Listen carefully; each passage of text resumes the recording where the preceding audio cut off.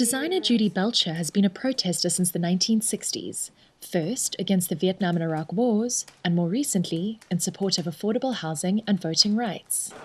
It's pained her that the younger generation hasn't followed in her footsteps, even as the economy has spiraled downward.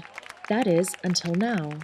Maybe the youth were too locked into their college educations and their jobs that's what I thought, to protest, that they didn't have it in them. They were too content, to challenge society. But the Occupy Wall Street movement has renewed Belcher's faith. She joined their ranks in a general strike in Oakland earlier this month, when thousands of protesters shut down the country's fifth largest port. The San Francisco Bay Area has a long history of radicalism and is still home to legions of veterans of the free speech movement, the Black Panthers, and anti-war and civil rights battles.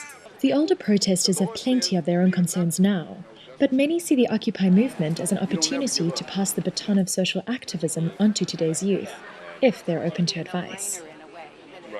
Whether young people, I'd like to believe, with the help and perhaps even mentoring of some of us who've been around a while, will be able to begin, drawing the lessons and strengthening the linkages that this initial upsurge of the last month and a half to 2 months has created. For some left-wing veterans, playing that role of mentor isn't always easy. But it was also sort of a funny feeling to me, because it's the first time I'd experienced, it wasn't my generation that was taking lead on it. It was these people I don't even know, these young people that I don't really see or know very much.